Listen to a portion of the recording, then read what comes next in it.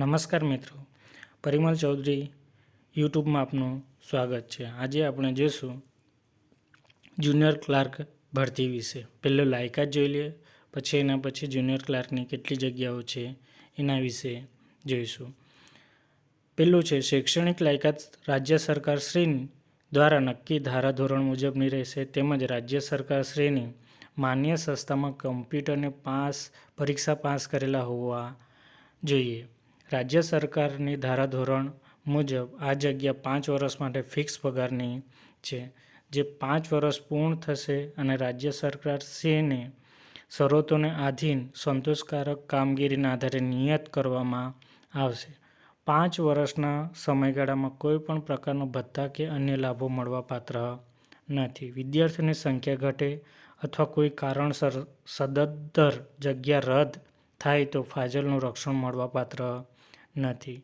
નોકરી કરતા ઉમેદવારોએ પોતાની સંસ્થાના વડા મારફતે એનઓસી પ્રમાણપત્ર સાથે અરજી કરવાની રહેશે। ઉમેદવારે પોતાના સરનામાવાળું 9x4નું રૂ.25ની ટપાલ ટિકિટ લગાડેલું કવર આ સાથે મોકલવું।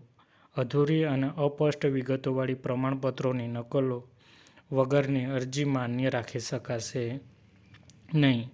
અરજી મોકલવાનું સરનામું છે પ્રમુખ શ્રી, કેળવણી ટ્રસ્ટ, બરોડા મહિલા મહાવિદ્યાલય, વડોદરા, અકોટા સ્ટેડિયમની પાછળ, જૂના પાદરા રોડ, વડોદરા 390017।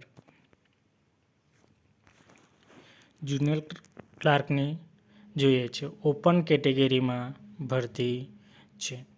કેળવણી ટ્રસ્ટ બરોડા સંચાલિત મહિલા મહાવિદ્યાલય, વડોદરા, કેળવણી ટ્રસ્ટ બરોડા સંચાલિત મહિલા મહાવિદ્યાલય, વડોદરામાં ખાલી પડેલા જુનિયર ક્લાર્ક ઓપન કેટેગરીની એક જગ્યા ભરવા માટે ઉચ્ચ શિક્ષણ કમિશનર શ્રી, ગાંધીનગરના પત્ર ક્રમાંક કવટ ISC 3 NOC 2023-24 ને 564 69 તારીખ 10/10/2023 થી એનઓસી મંજૂરી મળેલ છે તો લાયકાત તથા અનુભવ ધરાવતા ઉમેદવારોએ ગુણપત્રકોની તથા અનુભવના પ્રમાણપત્રોની નકલો સાથે નીચેના સરનામે દિન 10માં રજિસ્ટર એડેથી અરજી મોકલી આપવાની રહેશે। ત્યારબાદ આવેલી અરજી ધ્યાને લેવામાં આવશે નહીં।